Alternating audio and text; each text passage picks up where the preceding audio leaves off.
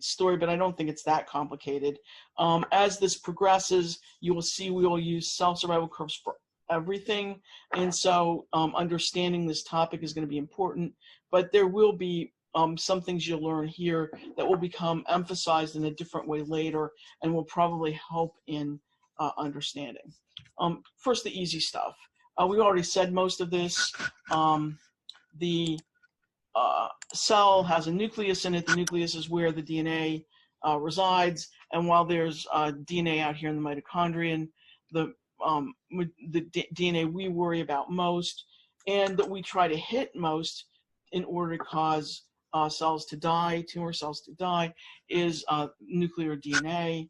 The nucleus is important because that's where most of the genome is, and any genome that's elsewhere is probably not nearly so sensitive because there are many copies of it one way or another. Okay, so I'm going to bring up a concept now that I hope makes sense. If not, please bug me. In the biochemistry world, when people want to measure cell death, they often use a dye method. They add a vital dye. If the dye gets in, the cell is dead. If the dye is excluded, it is the cell is dead. Trypan blue is the most common. There's another one called nigrosin. And what it does is these measure loss of membrane integrity, but they sort of measure ability of the cell to metabolize. If the membrane is not intact, the cell's not metabolizing.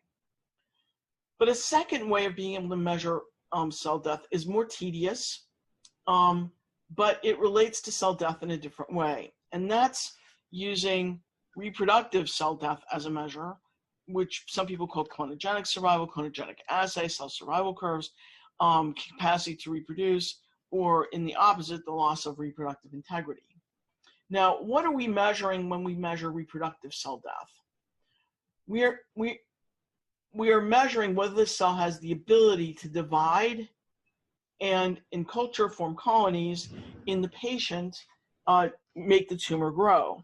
So why is this distinction so important for us between is the cell metabolically dead, as we were measuring a trypan blue dye assay, versus is the cell reproductively dead, as we were measuring a clonogenic survival assay?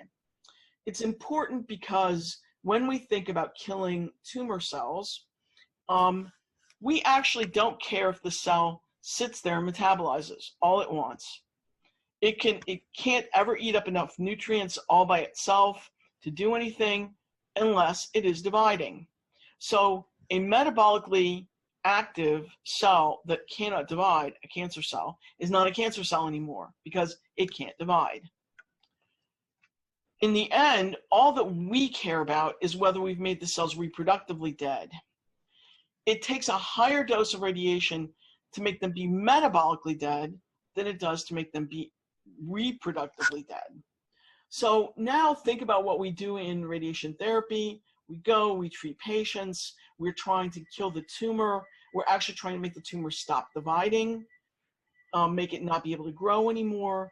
And if it sits there and metabolizes, who cares?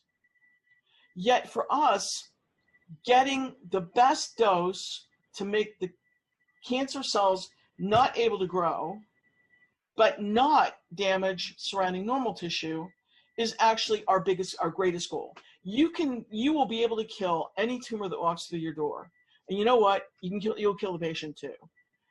The hardest challenge of radiation oncology is to give the dose that kills the tumor and spares as much surrounding normal tissue so the patient still can live life and is okay. So for that reason, radiation oncologists and radiation biologists distinguish between trypan blue dye exclusion, metabolic death, and reproductive cell death or clonogenic survival. So therefore, when we are measuring whether a cell can survive or not, we are measuring whether it can divide, not whether it can metabolize it. This is a much more tedious assay. It's a much trickier assay, but it is the one that is relevant for radiation oncology. I would argue it should be relevant for chemo too, and chemo people should be using this. Some have gotten the message, but some still don't. Okay, now and this just says everything I just said. We will talk about the different kinds of cell death that would be important here, and that will become significant. Okay. There is a limitation to this, and that is it works great for tumor cells. It works great if we're looking at normal tissue toxicity, provided the cells are capable of division. If they're not capable of division, if they're highly differentiated, we're not going to be able to use cell survival to monitor it because no cells divide to be able to see it. So a lot of times what we will do, and we'll see this later in the course, is we might look at like loss of a function. So for instance, with lung cells don't divide in culture. So if you want to know whether you're inducing an effect, you might want to measure breathing rates because that relates to how much damage you're getting that results in fibrosis. So it only is going to relate for dividing cells, not for differentiated cells. What the idea was originally was, whoa, let's just take every tumor out of every patient, check them for how they respond to radiation, and there we go. We know exactly how we're going to treat. What was the problem with this idea? Tumors do not grow out of every single patient. They tried to do explants. They didn't work very effectively. So people kind of gave up on it, moved into looking at established cell lines that are different types of tissues, have different patterns, different species. And they said, look, if we know these things, we can probably guess how this tumor is going to respond. We use other methods for determining tumor responses now. We can, in some cases, culture in vitro. It's hard. A lot of times what we do is we take the tumors right out of the patients and plant them into a mouse and look at survival in a mouse. And we'll talk about those methods as well. But for now, we're dealing with cells in culture. And there are multiple different cell types that we use in culture. One is the perfectly normal cell. There are some that do divide. Fibroblasts, lymphocytes can be forced to divide in culture. They have a limited lifespan, so they're only going to be useful for a given period of time. There are cell lines that have been developed, and these are actually extremely helpful. Some are transformed cell lines that are, like a cancer, and some are untransformed, so they behave much more like normal cells. There are then cloned cell lines where they have maybe a particular feature, radioresistance, radiation sensitivity. We can look at those. And then finally, there are rarely used some hybrid cell lines where you fuse two cells together and they may have some genetic components of each of them. Okay, so here we go. This is the method of the cell survival curve. Now, this method is important for you to know. There are going to be some questions on the boards that relate to this. So we're going to go through it in a little bit of detail here. What happens is, in this example, they're growing cells on the bottom of a tissue culture flask. They add trypsin, and actually they would add EDTA usually. It lifts the cells off the bottom of the flask, puts them into suspension. And now what do we want to do? We want to see whether a single cell can become a colony of cells. So we plant these cells in a petri dish, one by one, and we allow them to grow for a few weeks, and then we count the colonies that result. This first example is for the untreated cells. 100 cells are planted down. They're given no dose of radiation, but we incubate them for a couple of weeks. We go back and count the number of cells, the number of colonies that we see. So those are the number of cells that we're actually able to divide into colonies. So we're doing that sort of clonogenic survival method. And the answer is here that this is the plating efficiency. How many cells that you plated from your original culture were able to grow into colonies? The answer here is 90%. Planted 100 cells, got 90 colonies, 90%. 90% of the cells that were seeded, they grew into colonies. So this is the plating efficiency. Now we're going to do the experimental part of it. We are going to give different doses of radiation, and we are going to ask how many of those grow into colonies. But the trick here is that as we increase in dose, we know that we're killing more and more cells. So therefore, we have to actually plant more cells per higher doses. So 2 gray, we're going to plant 400 cells. And in this example, we get 72 colonies out. This allows us now to plot the first point in our surviving fraction, which is the number of colonies that were counted, which is 72, divided by the number that were seeded, which is 400, times the plating efficiency, which is 90%, and we get 0.2. We do this for 4 gray, but now we have to plant even more cells. We do it for 6 gray, now we have to plant even more cells. But in each case, we calculate the surviving fraction, which is 0.2, 0.4, 0.005, and we can now put that into a curve. Now let me show you, this is another way to do it instead of doing it on single plates. Some people do it in multi-well plates. My lab tends to do like multi-well plates a little bit better. And we use this to develop a survival curve.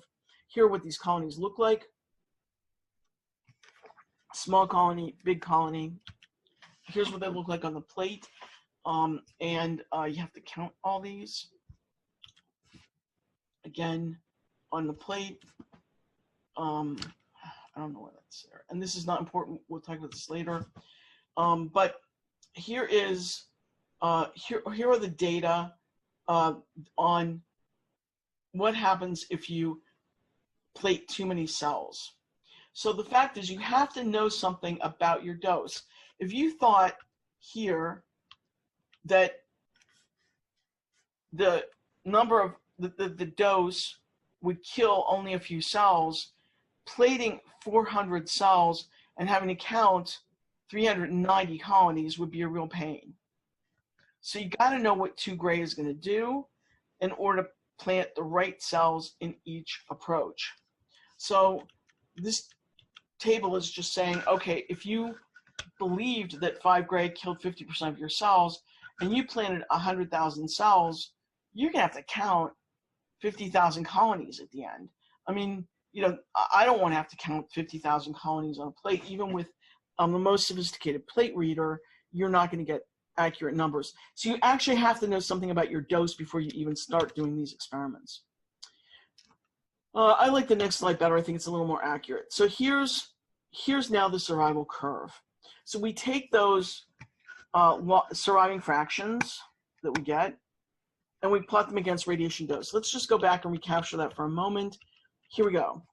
These are the surviving fractions now that were generated here, where we took the number of colonies that we counted, 36 here, divided by the number of cells that were seeded, which is 1,000, times the plating efficiency, which is 90%.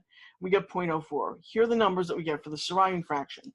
Now we come back to our curves, and we plot surviving fraction against dose. And we get a curve that looks like this. Now, this curve is interesting. It's asymptotic. It doesn't ever really touch the x-axis here. Let's look at it better here. But here's the problem with this curve.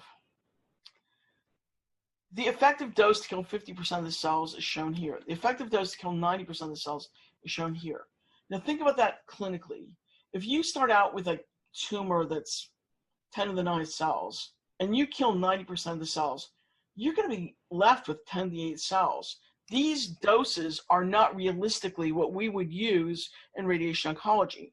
The doses that we would realistically use are way out here, which we can't really see on this curve. So this linear by linear plot then is not considered to be all that accurate or useful.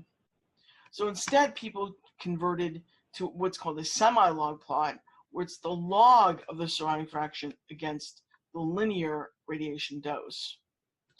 This log linear plot gives us a curve that looks like this, where out here we can be looking at the effective dose to kill 99.999% of the cells, something that's going to be much more important to us clinically than killing 90% of the cells.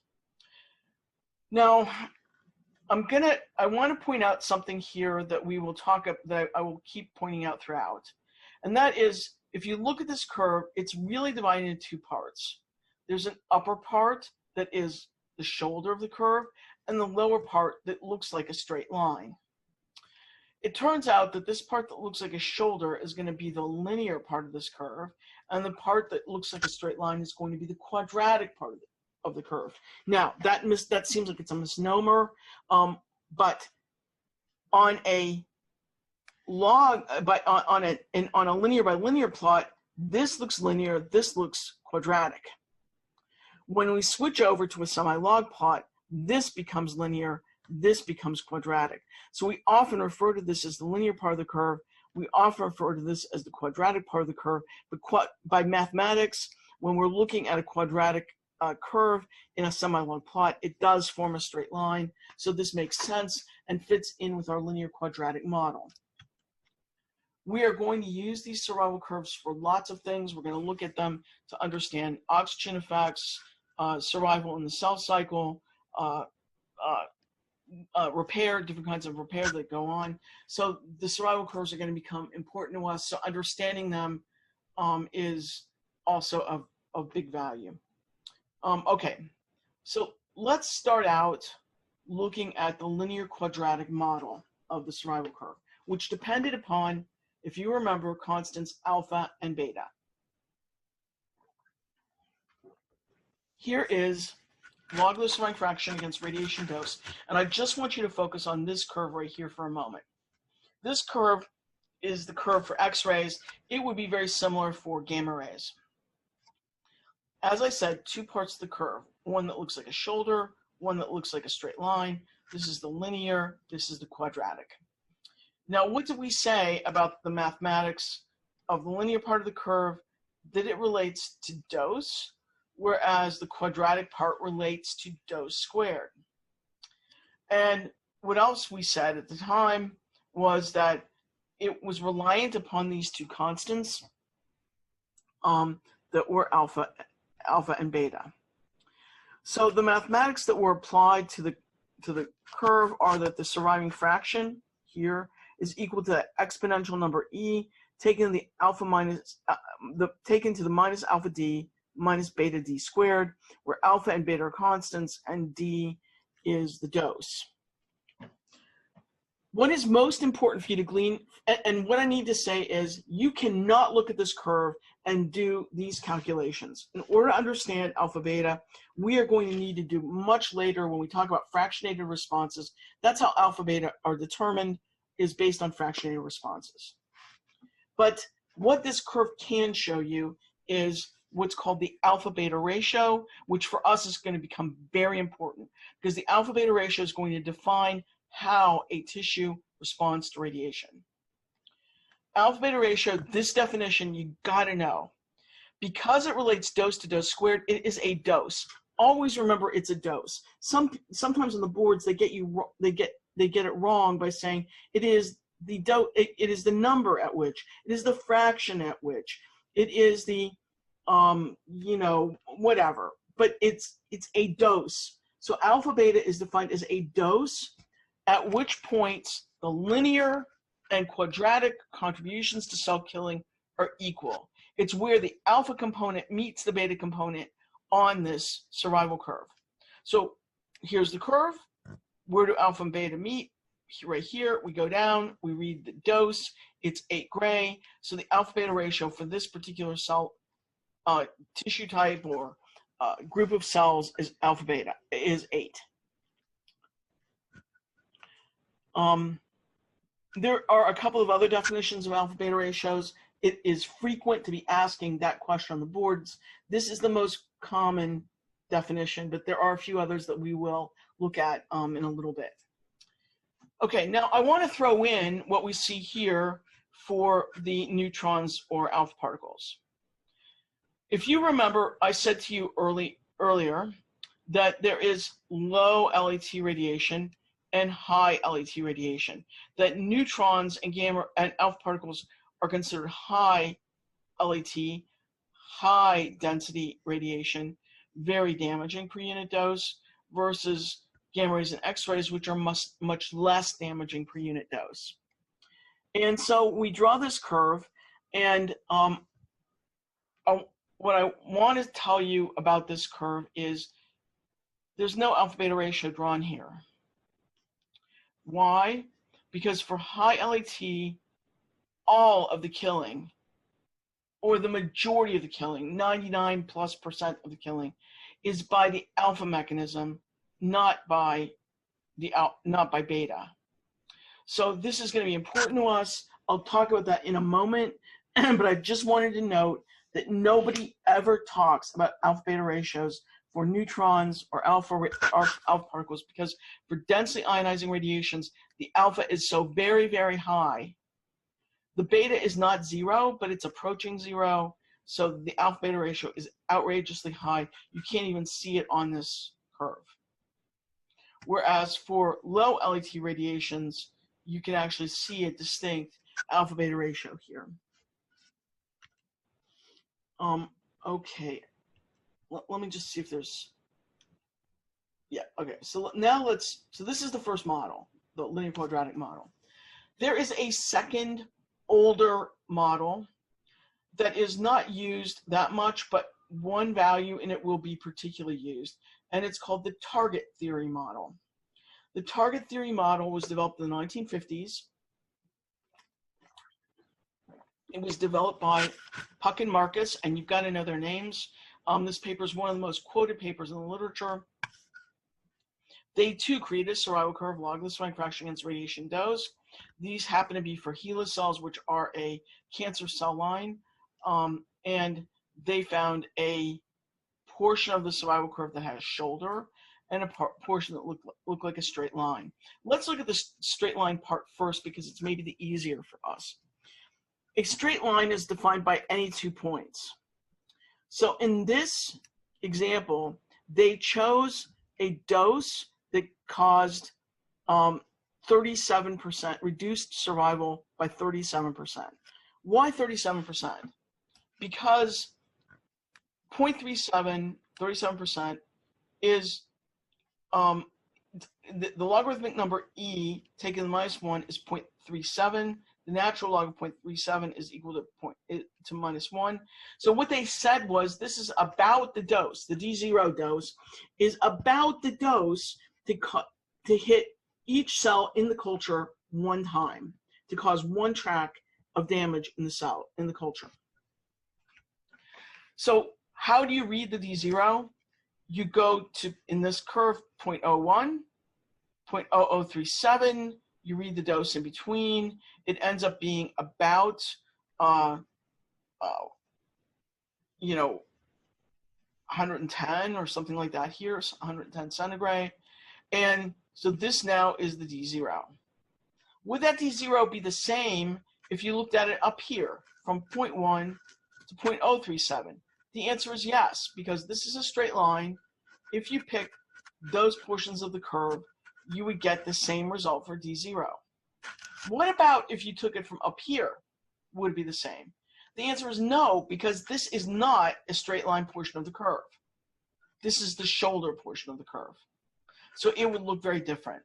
So as long as you are on the straight line portion of the curve, if you go from 0.1 to 0.037, 0.01 to 0.0037, out here 0.001 to 0.00037, it will give you the same dose in between, which is, in this example, approximately 110.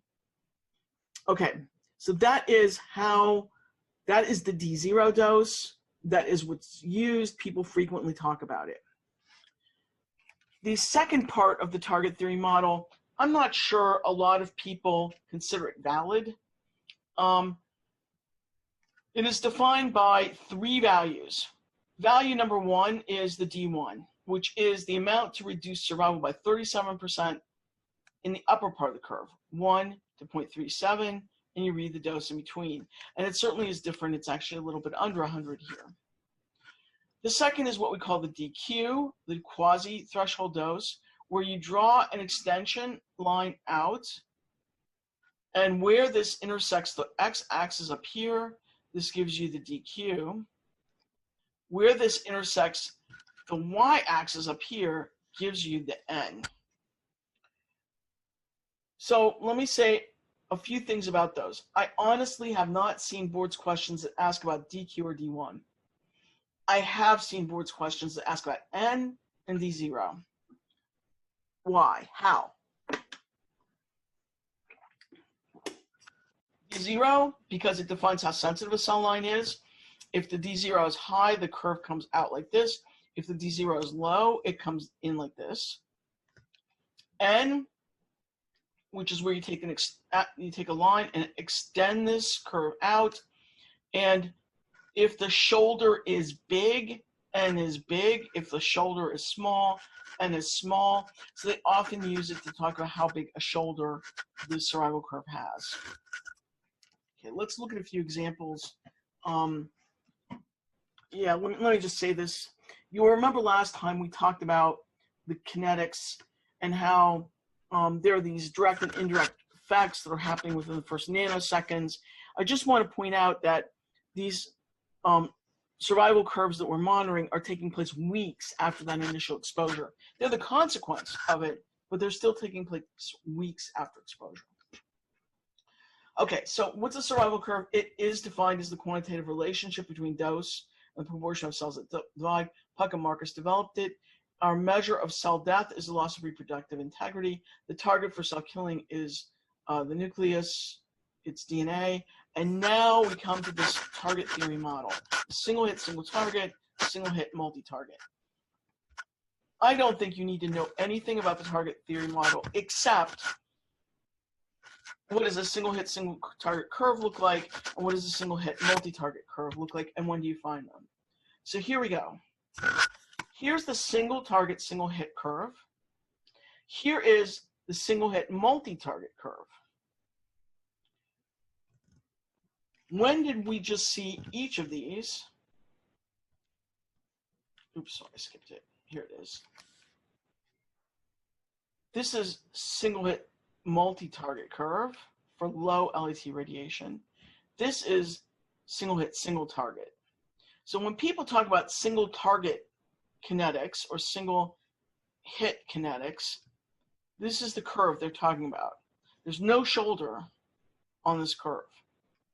There are only 3 times when you see a curve like this. We'll talk about each one of them when they come up, but let me tell them to you now. They're on the boards. 3 times when you have single hit kinetics in cells. Number 1, if you have high LAT radiation.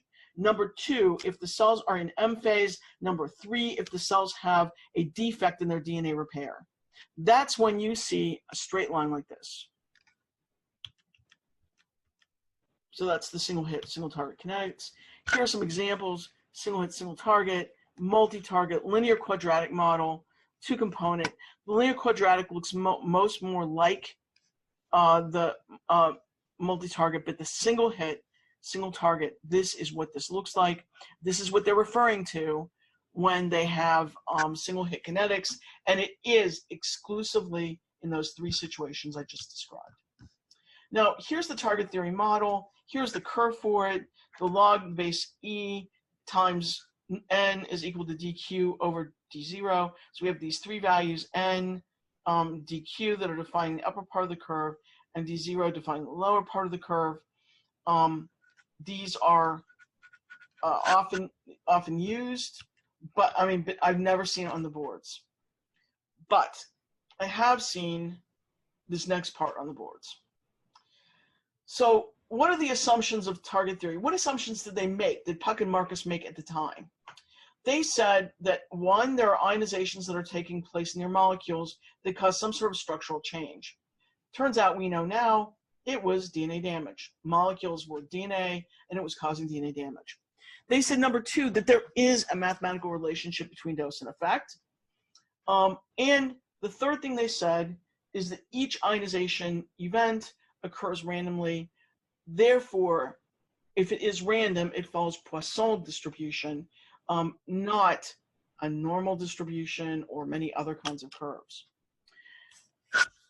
The single hit, single target is linear when plotted on semi-log.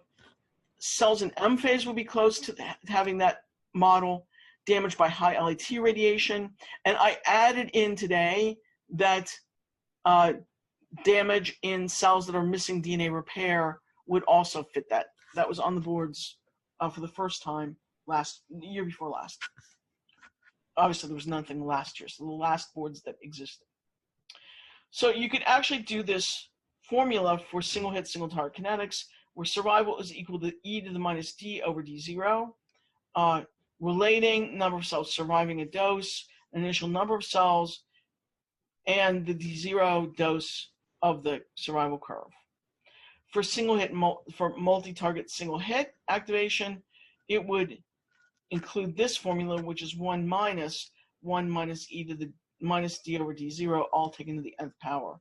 Now, we will look at some examples that take these into consideration as we progress through this, so that will maybe make more sense. I have some information here on target theory. I don't really think you need to spend a lot of time on it, but one thing, there are several things to know, and that is that high LET radiation produces these linear like survival curves, that when we're using these curves, the D0 is the survival is going to be at 0.37. That's the definition. That these are based in a Poisson distribution possibility. I don't think you need to know all this about all this work, but let me explain Poisson statistics for just a minute, because it's also going to be related to us when we talk about probability of tumor cure. So we know that one lethal event is enough to cause the cell to have reproductive killing, where it cannot reproduce anymore. But the average of one lethal event per cell is really a pretty small number. So we use Poisson statistics to predict what number of lethal events there are per cell. If you had a normal distribution, this is what this would look like. This is what you're used to seeing, this sort of normal distribution that we use for grading, and we use it in this example for blood pressure. But the Poisson distribution is a skewed distribution curve that tends to look a little bit like a line on the far side, but has an abrupt peak at the beginning. So the old raindrop analogy is this. If you had 100 squares and 100 raindrops, if all the raindrops fall uniformly, you get 100 squares wet. But if the number of raindrops equal number of squares, 63% of the squares will be wet and 37% of the squares will be dry if it occurs randomly. So the D37 or the D0, the dose at which we get 37% killing, is the dose of radiation to reduce cell survival to 37% of the original cell number. This is more information about these curves and shoulders. I don't think you really need to know all this. This points out what I've already told you, which is the D0 dose, the N extrapolation number. But I want to point out one particular thing about this survival curve. Log the surviving fraction against dose. This is high LET and low LET. Low LET has an extrapolation number. It has a quasi-threshold dose. It has a D0. High LET radiation has a D0. But look at this, the N is 1. The quasi-threshold dose is not detectable in this example. So curves with a shoulder have all those features, but curves without a shoulder do not have all those features. So wait, here we go. This is the curve I want next. So let me now compare and contrast these two models. The linear quadratic on the left, which if you're asked, the linear quadratic is the most accurate. The target theory, which is the older model on the right, but which there are some elements that we currently use. The curves are identical. It's how we think about them that is different. In the linear quadratic model, everything relates to alpha beta ratios. This model applies much more for irradiating tissues, cell mixtures, many different cell types in the body. On the right-hand side, the target theory model was developed in one cell type, the HeLa cells, and it applies much better for single cell types that are being irradiated than those that are being irradiated in the body. So what we're going to tend to see is, when we get into tissue effects later, we're going to tend to see a focus on alpha beta ratios. But we're going to focus on D0 and target theory model much more when we talk about cells and culture. One of the kinds of questions you might see on the boards that relate to this Two cell lines have two different D0 values. One has a D0 of 1, one has a D0 of 2, which are more radiosensitive. Of course, the lower the D0, the more radiosensitive. Two qualities of radiation cause irradiate a single cell type. One causes a D0 of 1, one causes a D0 of 2, which is more likely to be high LAT radiation. And of course, it's the one that gives the lower D0 dose. There's another question about N. There are two qualities of radiation that are giving, there are multiple qualities of radiation that are giving values of N that are 2, 1, 0.5, 0.8, and 1. Which one is most likely to be high LAT? The answer is 1. So those parts of the target theory model you need to know. I haven't seen a lot of calculations with it, but you do need to understand these parts of the curve and these comparisons. We'll do a lot more of this as this course progresses, and it will become familiar to you.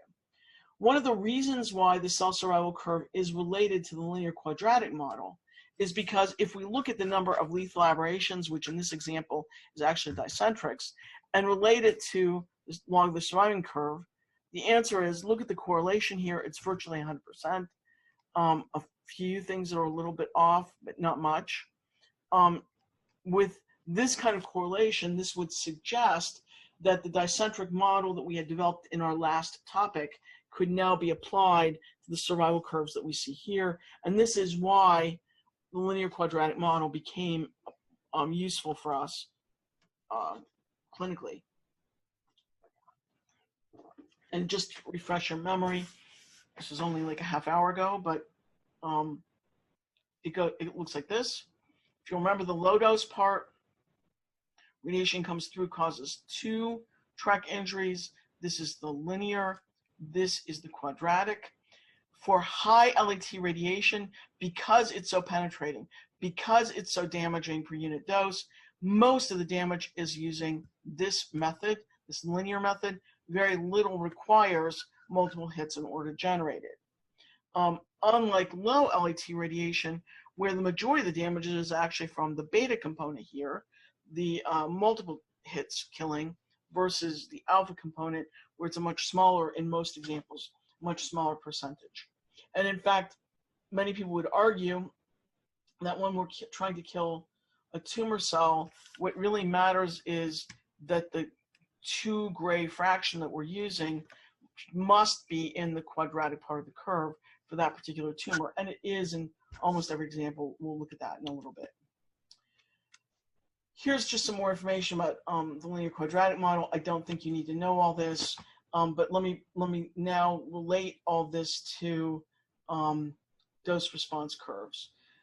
So this is a plot of the number of dicentrics per cell against dose, looking at multiple different qualities of radiation. These are gamma rays here, X-rays. These are neutrons, which are high LAT, coming from a californium source. These are americium alpha particles. And you can see as the LAT goes up, the number of dicentrics per cell becomes very linear, not very curvy, and causes a great deal more cell killing per unit dose. And that is, in a way, the definition of high LAT radiation. And as I said, we have a whole section devoted to that. There will be a dose rate effect that we're going to see, where high dose rate gives us many more dicentrics per cell than low dose rate for gamma rays. For neutrons, that's more questionable. The dose rate effect is more questionable for high LAT radiations. So just to kind of review this, in the linear quadratic model, there are 2 components to dose. 2 components, one proportional to dose, one proportional to dose squared. Proportional to dose relies upon the constant alpha. The portion proportional to dose squared relies on the constant beta. And where the dose of the killing from the alpha component and the beta component meets or is equal is considered to be the alpha beta ratio, making cell killing be an exponential function of dose. This kind of says the same thing, but now I want to talk about another definition of the alpha beta ratio, which probably won't make much sense now, but will make more sense after we talk about repair. But let me say it now, and then I'll say it again when we come to repair, and hopefully it will make sense. So this is the same formula, except that it's written slightly differently. It's the natural log of minus the natural log of the surrounding fraction. It would be e to the minus alpha d plus beta d squared if it were just the surrounding fraction here. So what is the another definition? We already said it's the dose in gray, and I should mention always that it's a dose in gray. It is not in centigrade, it is not in rad, it is in gray. So that's an important part of the alpha beta ratio. It's the dose in gray at which the contribution to killing from alpha is equal to beta. Some people say that alpha is non-repairable damage and beta is repairable damage. Let's look at why that would be. Let's look at the image. Here we go. Why is alpha not repairable? Well, because you have a single track coming in causing these two damages. There's no time between the two of these in order to repair it. So these guys now can will be non-repairable lethal events. In the quadratic portion of the curve, theoretically, these two events are separable. And if it would be that you gave the radiation at low doses, at low dose rates and fractionated it, you could give this, wait a little while, give this, and allow for repair to take place. So this is repairable damage. This is not, because these two events cannot be separated, whereas these two events can be separated. I hope that makes sense. If not, please bug me and I can explain it again. But we will look at it again later in another section. So if it doesn't all make sense here, hopefully it will. So coming back to what we talk about then, alpha beta can also be defined as a dose in gray at which the contribution from non-repairable damage is equal to the contribution from repairable damage. And alpha is the single track component where the cell is inactivated after one electron track causes two breaks. These two events are not separable, they're one event. Whereas beta is where there are multiple electron tracks, and they are therefore separable in time, and so therefore it's possible for repair to intervene in that second set. We don't need to talk about this. This is again the same formula with the same definitions, just so you have it. And here is the survival curve relating to whether it's high or low LET, relating to relative biologic effectiveness. The point I want to make here is log the surrounding fraction against dose. The curves we've seen for neutrons have been straight. This curve is has a little bit of a shoulder, and I do want to point out that some neutrons do have a little bit of a shoulder. So don't assume that it's totally shoulderless unless you're told so, because there can be a shoulder for some neutron survival curves. This is the original data from Huck and Marcus, and you can see how this curve looks. Now, I want to mention one other trick question I've seen on the boards before I go into the fractionation response, and it's going to relate to two survival curves that we already looked at. Here we go. Okay, so you're given the survival curve, and you have to calculate the D0, and they draw on this three lines. One from 1 to 0.37 here, one from 0.1 to 0.037 here, and one from 0.01 to 0.0037 here. And they say, they call this A, B, and C. And they say which ones of these represent the D0 on the curve? Is it A? It's not A. This is the D1. This is on the shoulder part of the curve. It is not a D0 dose. But B would be correct, and C would be correct. So you would answer B and C for this part of the curve. Not A alone, not A, B and C, not B alone, not C alone. But if you had a different curve that looks like this, and they had A, B, and C, what would your answer be? The answer would not be A, it would not be B, it would be C only. Why? Because the D0 must be on the quadratic part of the curve. It must be on the part that looks like a straight line, and here it would be partially on the shoulder and therefore would not be the correct answer. So Hall's definition is actually not correct on his in the textbook. He says it's the amount that reduces survival from 0.1 to 0.037 on the survival curve. It works in some curves. It doesn't work in all curves. What you have to say is that it's the reduction by 37% in a part of the curve that is quadratic, that forms a straight line. I hope that makes sense. If not, please ask, and I'd be happy to explain it further. Okay, so let me go to where I was. No, next. Okay, so everything we've talked about is for a single survival curve where the cells are given one irradiation. This is log the surviving fraction against dose. They're given one dose of radiation. Here's the shoulder, here it comes down. Here's the D0, the amount to reduce this curve by 37%. This is on the quadratic portion. So we can go from 0.1 to 0.037. Here we get it. This is a multi-fractionated regimen. And I want you to notice that every time you give a new fraction, you repeat the shoulder on the curve.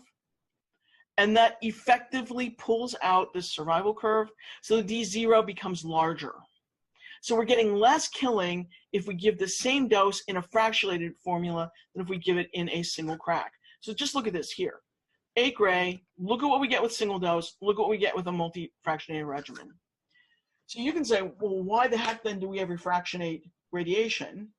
And the answer is, it gives us a lot less killing of the tumor cell. That's not our good news, but it gives us less damage to our normal cells. It allows our normal tissue to repair, and so therefore we fractionate in order to spare our normal tissue.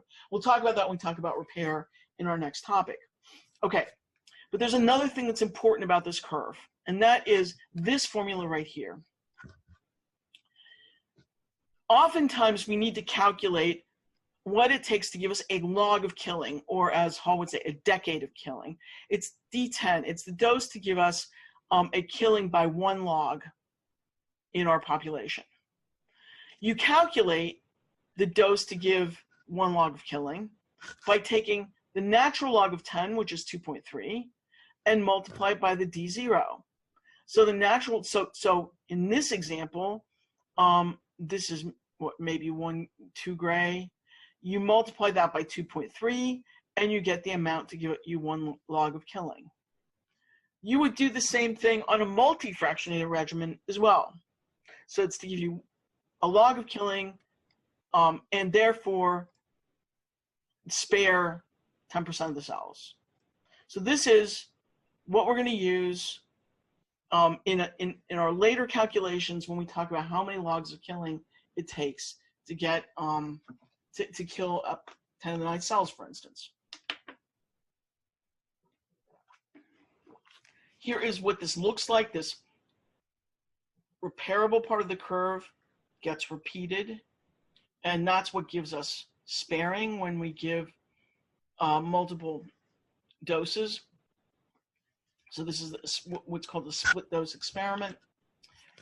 This is a split dose where the first dose is X-rays and the second dose is neutrons. I don't know that you need to know this in any detail at all. And this is the same thing shown again. This is the opposite, where it's high LIT first followed by low LIT. I've never seen a board's question talk about those split dose. The only ones I've seen are X-ray to X-ray, which is what we do clinically, or gamma ray to gamma ray, for instance. Okay, there was a board's question a couple of years ago that asked about the D0 doses of a variety of different cell types. Log the surviving fraction against dose. It compared up here Deinococcus radiodurans, yeast, E. coli, and human, and asked you to put them in correct order. And these are the diploid yeast, not the haploid yeast. So the answer was the most radio-resistant organisms on Earth that we know of are Deinococcus radiodurans. Humans are pretty radiosensitive. Certainly some of the other certain plants and stuff are more radiosensitive than we are. But this was the correct order of the ones that were on the boards. And just to put it in perspective, here's Deinococcus radiodurans, 18 kilogray out here, barely touching it.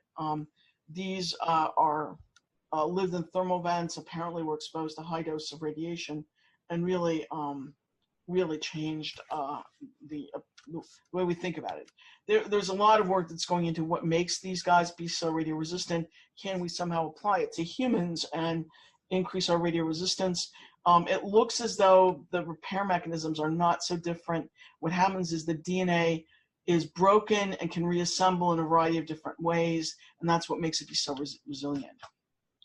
Okay, so oftentimes the D0 is called the D37. In Britain, they would call it the D0.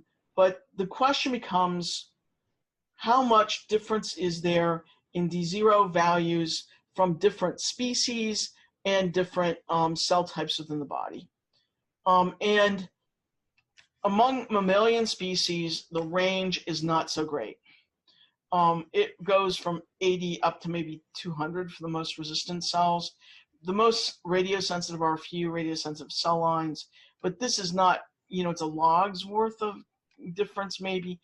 It's not much more than that. Ends vary as well, but it depends on the cell type that one is comparing. So where do we find our highest D0 doses, our most resistant cells? Mostly from patients that failed treatment. So squamous cell carcinoma from a treatment failure has the highest D0 dose and is considered very, very radio resistant. Among the more sensitive, here are the normal cells, but if we go to patients that have the radiation sensitivity syndrome, ataxia telangiectasia, that we'll talk about later in the DNA repair section, they go down to 0.5 centigrade. That's probably the most sensitive mammalian cells that we know. So, the range is maybe 2 up here to 0.5 down here, not a huge range, as we'll hear say for chemosensitivity and chemoresistance, which has a very big difference. And here are just some of the radiation sensitivity disorders. Ataxia telangiectasia is going to be one of the most important, pneumatic breakage syndrome, Fanconi's anemia, etc., etc. Okay, so now I want to move from cell survival curves to talking about different mechanisms of cell death. There are a lot of boards questions that focus on these different mechanisms. This table is, there are a few others I would add to this table today, but it's all accurate and worth learning. What does it point out? The type of cell death, what things you would see changing in the nucleus, what you would see changing in the membrane, what you would see changing in the cytoplasm. Is there a biochemistry that marks it as a feature, and how do we detect it? So let me point out the highlights. Gotta know for apoptosis that there's chromatin condensation that takes place, nuclear fragmentation, and DNA laddering. We'll talk about those in a moment. We'll also talk about the membrane blebbing that occurs, the formation of these apoptotic bodies where the membrane, where the cytoplasm just fragments off. That is a caspase dependent event, that it uses tunnel staining and annexin staining caspase activity to be able to monitor it. Autophagy, mostly there is some blebbing that takes place. It forms these autophagocytic vesicles inside, and these go up, and they are caspase independent mechanism. Necrosis is just really an unscheduled cell death. There is a random degradation of DNA. The cell just swells and breaks open. There are no real chemical tests for it, but using electron microscopy, you might see cells kind of broken open. A feature of necrosis is going to be that because all the contents of the cell spill out, you often can detect inflammation there. So that's important. Senescence is going to be where the cells reach a point where they just can't divide anymore, but they're still alive. They're just not capable of division. Usually there's a flattening out of the cell's surface. There is an SA beta gal activity that becomes activated and becomes a marker of senescent cells. For mitotic catastrophe, this is a frequent cause of cell death. We'll look at how it interfaces with apoptosis and necrosis in just a moment. In a way, mitotic catastrophe is not so much a mechanism of cell death as a timing of cell death. Oftentimes, the nucleus fragments, dicentric chromosomes can be found, and it is caspase independent, and we can see tunnel assays sometimes to be positive with this. So here's how mitotic catastrophe comes in, and I think most radiation people would say that the majority of cells following radiation exposure die of mitotic catastrophe. What does it mean? Well, the cell gets damaged, and in the process of attempting its next mitosis, it can't do it all. So it dies, and this death can be from apoptosis, senescence, autophagy, or necrosis. It could also die prior to mitosis using apoptosis, senescence, autophagy, or necrosis. This is less common. This mitotic catastrophe is much more common. And this is what is, it relates to cell survival curves because the cell metabolizes, it goes to divide, and it can't. So it can't form a colony, but it is still metabolizing. So therefore, in our assays of clonogenic survival or surviving fractions, we would not see these as living cells, even though they're still carrying out a lot of cellular processes. And here's just an example of one cell that was tracked through a different number of different processes where it went through apoptosis. Wait, let me just say, and this is another group of cells that were also tracked and were shown to follow many different kinds of mechanisms of cell death. Let me relate this to dicentrics because we talked about that too, is that after irradiation, dicentrics go down in number. Why? Because those cells are dying, and they're probably dying of mitotic cell death or mitotic catastrophe. The ones that had reciprocal translocations did not lose that much DNA. They are remaining large in number because they did not undergo mitotic catastrophe. So if one thinks about like the dicentrics, the rings, and the interphase bridge, they're lethal aberrations, and that's mostly because the cells die in the process of undergoing mitosis or mitotic catastrophe. Necrosis is a common form of cell death.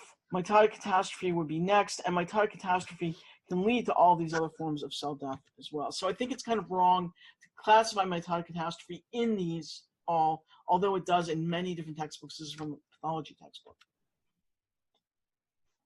Now, there are a few I haven't talked about that I'm worried are going to be on the boards, but I haven't seen them yet. One is called necroptosis.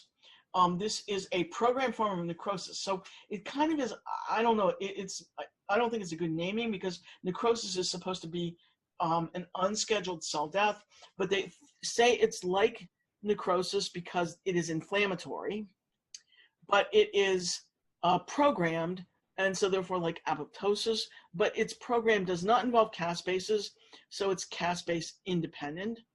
It is most often part of a viral defense mechanism to make cells undergo some form of suicide when the cell's infected.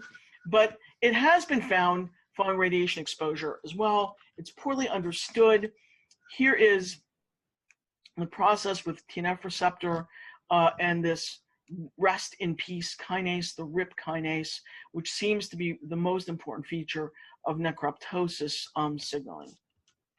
There is another mechanism called pyroptosis, and it's an inflammatory form of apoptosis, mostly associated with a fever response, hence the name, so that you get infected with a microbial infection and you turn on inflammation and you undergo apoptosis. The immune cells release this like giant cytokine bolus, it attracts other lymphocytes to come fight the invasion. Now, one of the things that's interesting is that flagellin has been shown to induce pyroptosis. Flagellin is actually a radioprotector in some examples. So, there seems to be a tie-in with radiation effects. It involves the release of these so-called DAMP proteins, the damage-associated molecular pattern molecules. So this appears to be important. And here is the pyroptosis pathway that involves NF-kappa B, which is also associated with radiation induction, inflammatory cytokine induction, which are also found with radiation. So there's some tie-ins to this that's not clearly known. Here is a summary of apoptosis, pyroptosis, and necrosis, comparing them all. Again, I haven't seen pyroptosis on the boards, so I'm just saying. Then there's a third kind called pheroptosis that is becoming very important in the cancer literature. I suspect it's going to make its way into the radiation literature very soon. There's a programmed cell death that is dependent upon the presence of iron. It occurs in tumors, in kidney injury, blood disease, etc. It does not have features of necrosis or apoptosis. What happens here is there's shrinking of mitochondria. The cristae of the mitochondria vanish, but there's a reactive oxygen species component, which for us is going to be very much related to radiation. Here is one of the mechanisms of pheroptosis, which involves a variety of proteins. And you'll notice that there's thought that PUMA is involved here, which is important in apoptosis, and this heavy iron dependence and that leads to the end. And here is a comparison of pheroptosis, apoptosis, autophagy, and necroptosis side by side. Again, I have to tell you, I haven't seen any of those on the board, any of those latter three on the boards yet. Not necroptosis, not pheroptosis, not pyroptosis, but I'm afraid it's going to be there, and that's why I'm trying to prepare you for what will be important. Okay, let's look at the other ones, which are on the boards almost guaranteed. Autophagy became popular on the boards about 3 years ago. It's been known for a long time, but nobody in the radiation literature cared about it that much. This is a comparing and contrasting of autophagy with heterophagy. What is heterophagy? It's the typical phagocytosis. Something gets taken in by the cell digests it up, it chews it up in its lysosome, spits it out as an exocytosis, and that's how we handle stuff that comes in from the outside. But in autophagy, the cell decides to eat itself from the inside. So it is a form of suicide.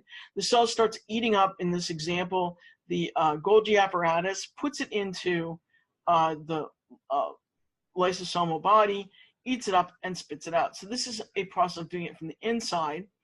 And here's an example of where there is a mitochondrion sitting within a lysosomal body. So it's eating up its own mitochondria in this particular example.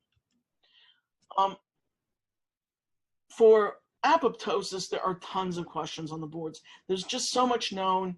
And the reason why a lot of people go with apoptosis as being important is because it's thought that we can modulate apoptosis and lead to even more cancer killing than we're doing now.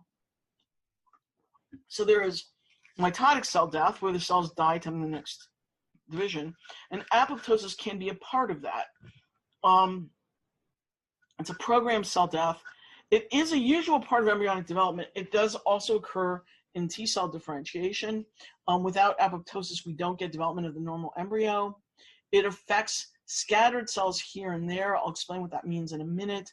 It uses energy. It is a form of suicide. So the cell actually has to make a commitment to have proteins synthesized in order to kill itself.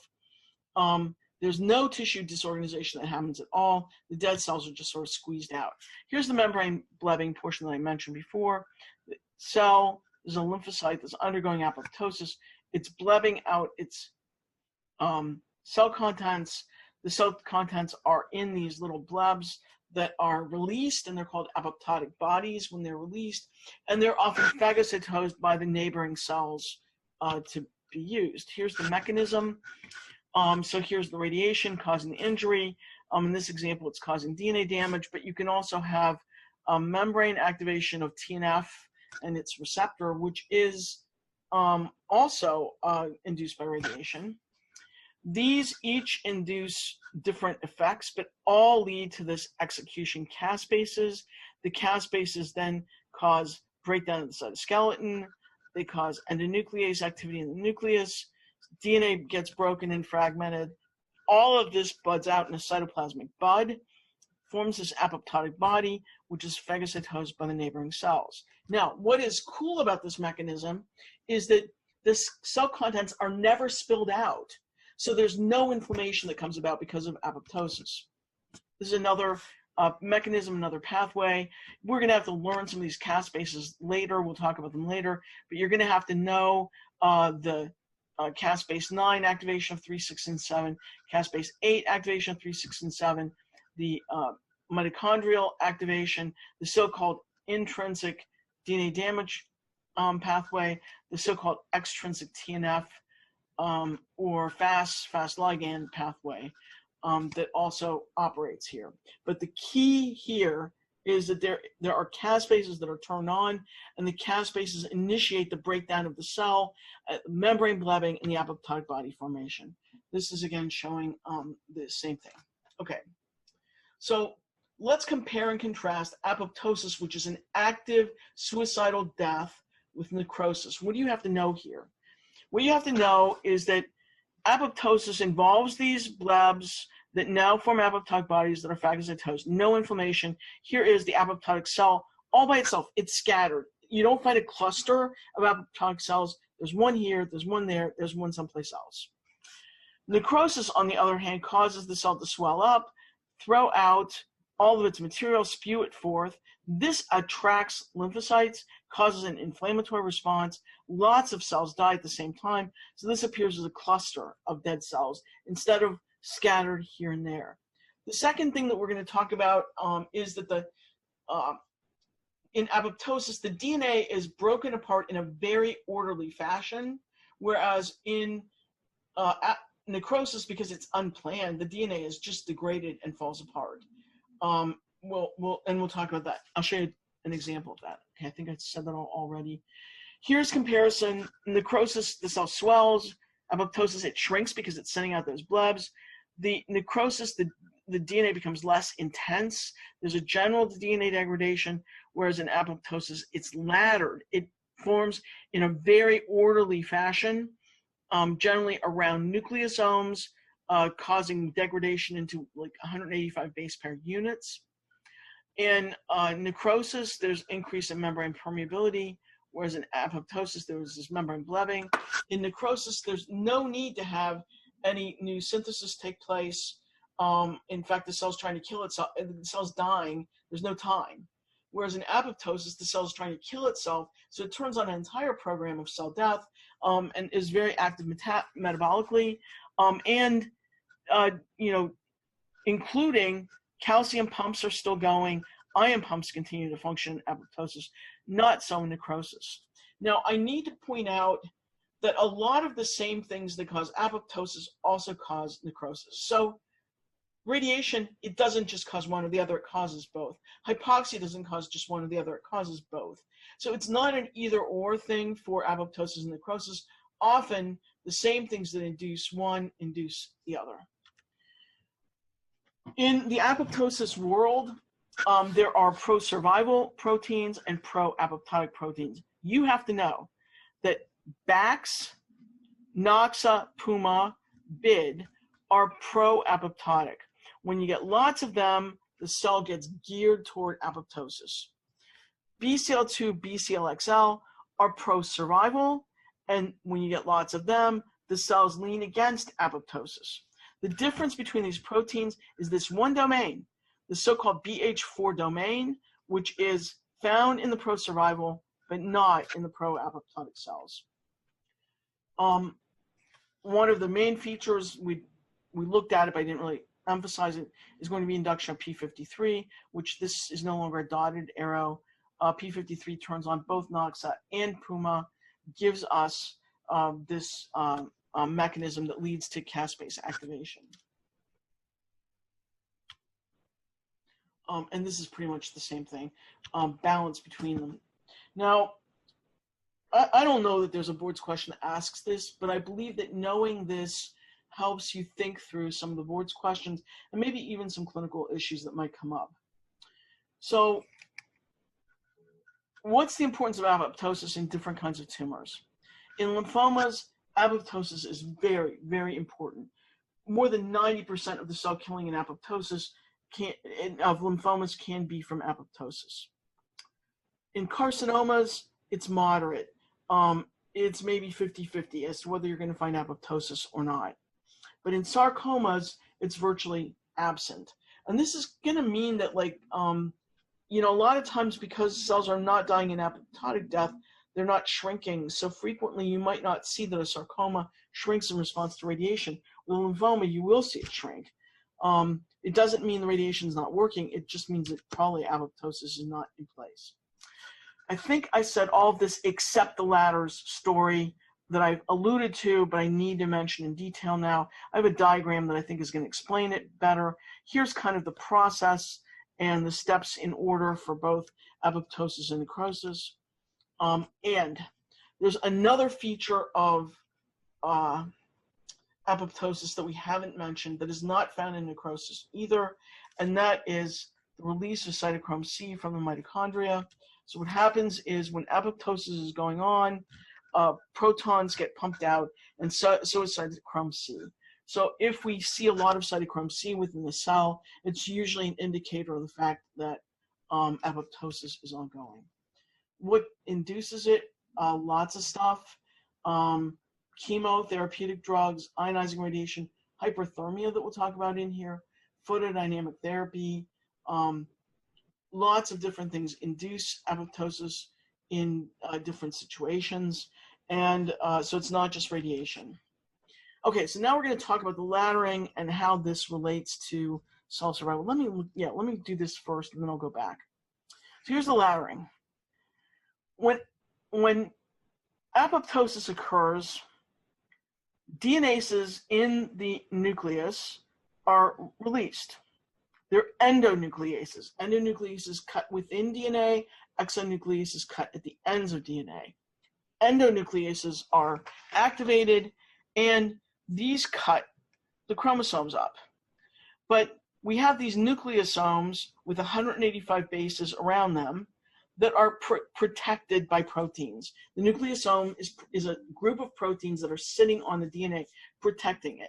So when apoptosis begins, the DNases cleave around these nucleosomes, but they might create clusters of 1, 2, 3.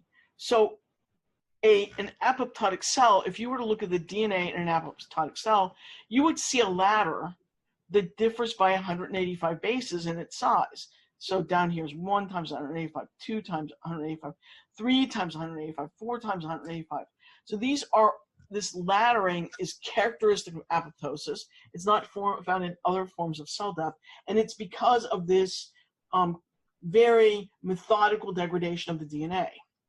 In necrosis, however, the DNA just degrades. It's a total smear. It degrades randomly, and there it is. So let's go back now and look at this. Here's the ladder for a variety of different cell lines, and some you can't see it so well, some you can. But there was a group that did, Don Chapman at Fox Chase, he looked at log of the surviving fraction against radiation dose, looked at survival fractions with apoptosis as a dominant means of cell death versus an absent means of cell death in a variety of different cell lines. And you can see these survival curves where apoptosis was absent, the cells are a little bit more radioresistant. Now, please do not think that, whoa, if a cell's missing apoptosis, it's radioresistant, or it would show up on a survival curve. These were specifically selected because of their apoptosis as a cause of cell death. But we know that radiation causes necrosis. It causes a lot of other forms of cell death other than apoptosis. So it can't all just be related to apoptosis, and it's not. Another assay that's used and this has been on the boards, is an annexin assay. What annexin does is it detects phosphatidylserine on the cell surfaces as they undergo apoptosis. This is red fluorescence against green fluorescence. The green fluorescence is picking up the phosphatidylserine. The red fluorescence is picking up the cells that are dead. So here we have the healthy population. Here are the cells that have the phosphatidylserine on it. These are the cells that are dying as well. And so we use annexin as a means of being able to measure these apoptotic cells, radiolabeled or fluorescently labeled annexin. And here are apoptosis in a variety of cell lines, just saying, look, genotype matters. Okay, here are cells that are missing P21 here and have a higher apoptotic fraction. P53 would make a difference here. So genotype is going to matter a lot about apoptosis if they're missing or have lots of copies of pro or anti-apoptotic cell lines. So intrinsic radioresistance, particularly in tumor cells, has been tracked with the following molecular changes. And I would learn these because I've seen boards questions on them. Overexpression of the RAF oncogene is often associated with radioresistance. Having a point mutation in NH or KRAS, one of the RAS families, is also affected. It usually affects the G2 delay more than anything else, and therefore they become radioresistant. BCL2 overexpression is also very commonly associated with radioresistance, but is an anti-apoptotic protein, right? So if you have lots of BCL2, the cells don't undergo apoptosis. HER2/neu has also been associated with overexpression and radioresistance. And here's just the RAS example where log the strong fraction against dose, and you can see the differences in radiation sensitivity depending on the kind of RAS. Here it is with RAF, the same idea. So this is just demonstrating what I listed in that table before. Now, this is a kind of growth delay where we will talk about these kinds of assays later, where we measure the ability of a tumor to respond to radiation using radiation to see how much it delays the growth of the tumor cell. The only point I want to make here is that P53 makes a big difference in how the tumor responds to radiation as well. Now, there's another feature I want to relate to cell survival curves, and that is the tumor control probability. We will talk about this way later in this course, but I want to give you a framework for thinking about it in terms of cell survival. So one thing you should know, this is assumed on the boards that you know, is that a 1 gram tumor has 10 to the 9th cells and has undergone 30 doublings.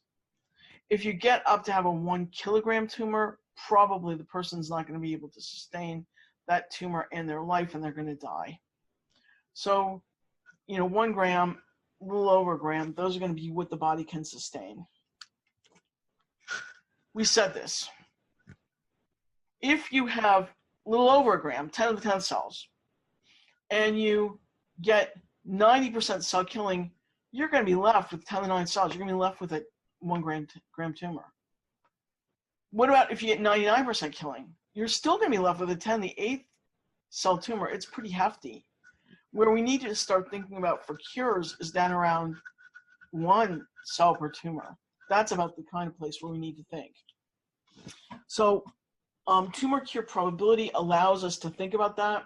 I'm not going to go through all the mathematics of this now, but it is based on Poisson statistics. Again, radiation works randomly. Poisson statistics is what we use.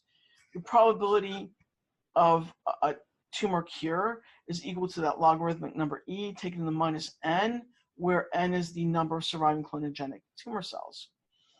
So by definition, because the natural log of -1 is 37, the tumor control dose for 37 leaves 1 cell per tumor, by definition.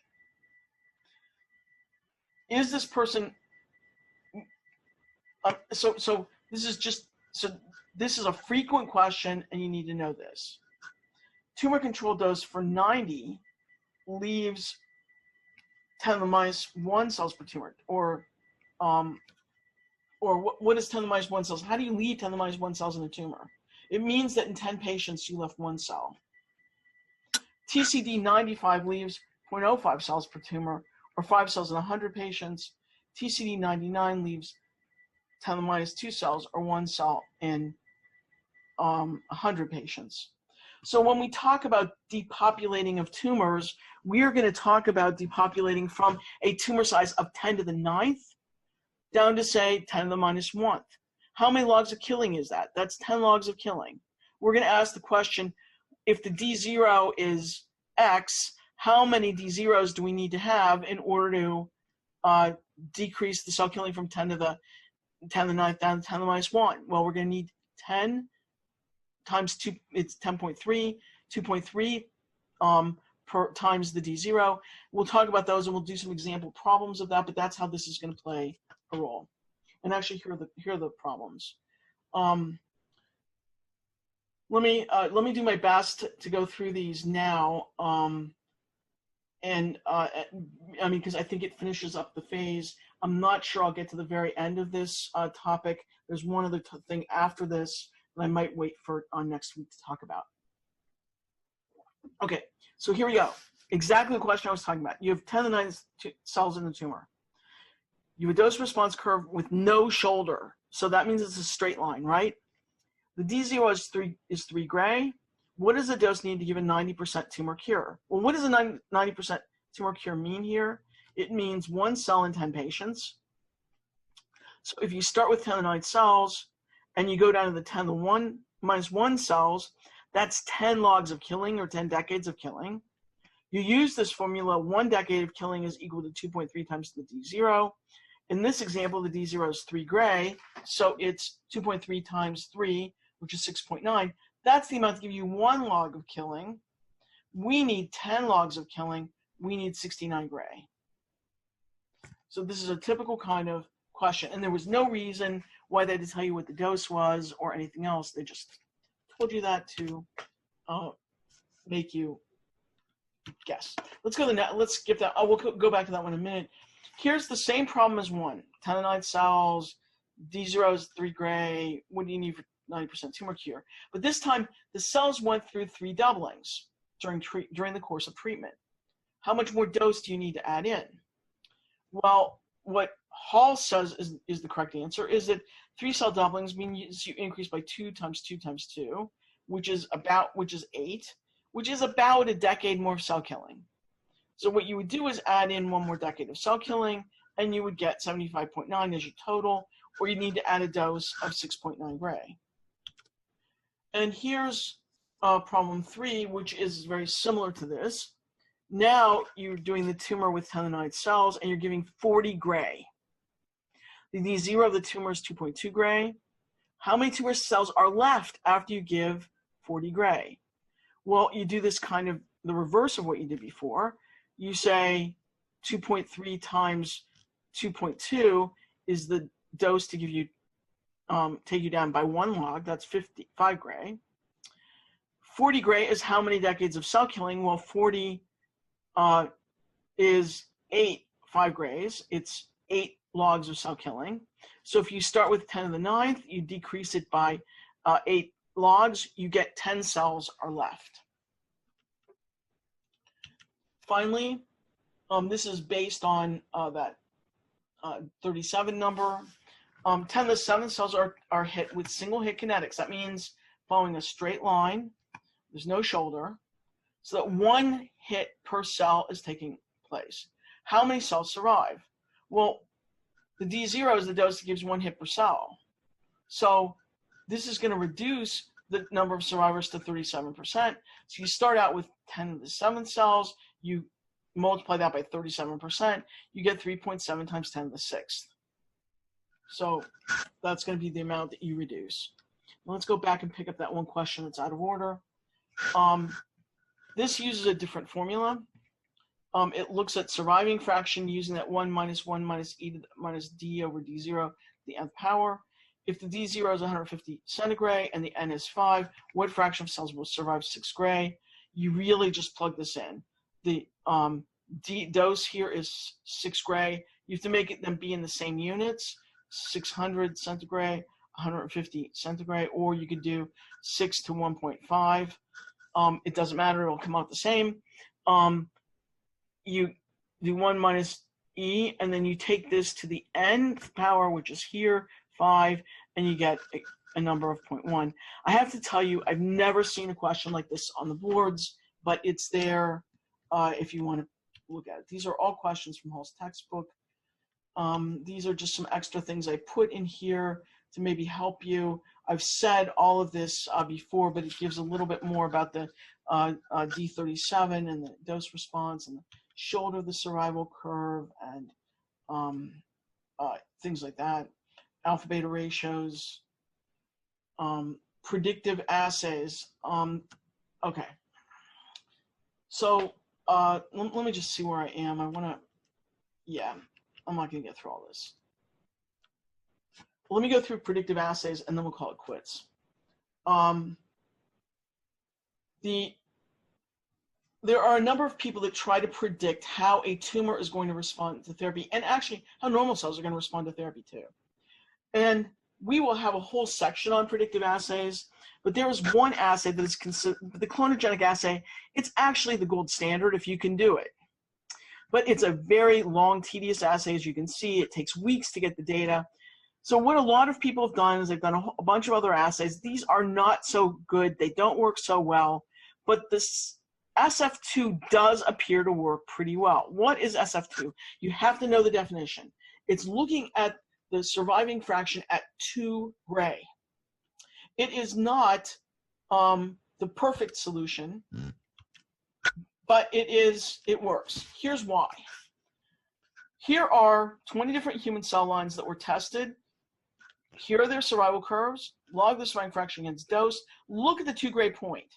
The 2 gray point is a predictor for how all of these will work.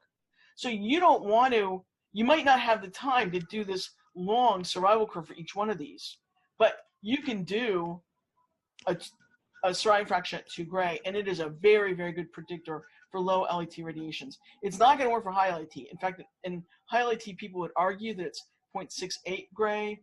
I think even that's much more questionable. But for low LET, the surviving fraction at 2 gray works really well. We'll talk about like normal tissue effects later. We'll come back to this. We'll talk about it later. But this is a pretty good assay, and you got to know it's the surviving fraction at 2 gray, which is used as a predictor for how radiation responses are. There are other assays. We will not talk about these today, but they're here for you to take a look at them for predicting radiation injury, radiation accident, radiation injury within tissues, and we'll come back to that later. Okay, so when we left off last time, I wanted to bring up a final topic that I just felt like I couldn't handle in a very short period of time. It won't take longer than 5 minutes, but we didn't have that much time last time. And that is, we've done a lot on survival curves. We talked about the DNA being the most essential target, but we didn't talk about the proofs of it. And there are several boards questions that ask, how do we know that DNA, nuclear DNA, is the most important target for cell killing? And there are 3, perhaps 4 experiments that have been done that address that specifically. Let me go through them. The first is the use of a polonium wire to irradiate the nucleus plus cytoplasm or the cytoplasm only in a cell. What this looks like, if I can get the slide up, there we go, is shown here. This is where there is a polonium wire, and I don't know if you remember, but there was that spy who was poisoned with polonium years ago in the UK. He had ingested polonium. Well, actually, his name was Litvinenko. We'll see some pictures of him. In any case, polonium that was given to him, the alpha particle was an alpha particle emitter. And alpha particles, if you remember, do not travel very far. They're stopped by a simple piece of paper. So what was done in this experiment was a polonium wire was placed at a particular distance from a cell. and emitted alpha particles that hit only the cytoplasm. And then they moved the polonium wire over. It hit the nucleus, so they're hitting both the cytoplasm and the nucleus, and they asked which one kills cells. And the answer was, if the nucleus was hit, the cells died very easily. These were done in Chinese hamster ovary cells. The second experiment was done with a tritium label. Sometimes people talk about a tritium and iodine label, which is the experiment that I've diagrammed here. But in fact, the very best experiment was a tritiethymidine label. The tritiethymidine goes to the nucleus and labels the DNA. And then a tritiated concanavalin A, or Con A. Con A is a lectin that binds to the mannose residues on the surface of cells. And they would compare these. And so what that looks like is here, where they label the nucleus with tritiethymidine, which is a beta emitter, or they used concanavalin A on the outside of the cell, and they asked which one gives better killing. And here are the data shown with the iodine, but the results are the same. If you get the nucleus, you get lots more killing than if you get only the cytoplasm. Last experiment is one that comes up frequently because it's an important tool in the field. It's the microbeam. There are only a few of these in the world right now. Columbia has, I think, one of the ones in the US. There's one down at Texas A&M, and then there's one in Belfast in UK. Anyway, the microbeam looks like this. And we're going to talk about this setup later in a series of discussion about low-dose effects. But here we go. This microbeam puts a particle beam or an X-ray beam through a cell. And it does this by having a collimator that's so fine that you can hit either the nucleus plus the cytoplasm or the cytoplasm only. If both are hit, it takes only one hit to kill the cell. If only the cytoplasm hits, it takes between 49 and 67 hits to hit the cell. And one wonders whether it's just that the accuracy isn't that great, and that's why it takes multiple shots in order to kill them. So this was good evidence that nuclear DNA was the most important target. Finally, there is a study that looked at a correlation between DNA damage and cell killing, and those things that caused double-strand breaks give much better cell killing than those that don't. Examples here, some double-strand breaks were caused by hyperthermia. That was not because hyperthermia by itself causes double-strand breaks, but because it was inhibiting repair of double-strand breaks. High LAT radiation does, and that was good evidence that if you can get double-strand breaks, you can get cell killing. And we will continue to talk about that throughout here. These are just the survival curves, just showing you again what they look like. And here's the summary from the entire section that we talked about last time. Cell survival curves are used to assess how sensitive a particular cell line or any cell type might be to radiation. They have established components that help us define the shape of the curve, and it's those components that we actually use as mathematical models. And finally, the survival curve data are consistent with nuclear DNA being the most important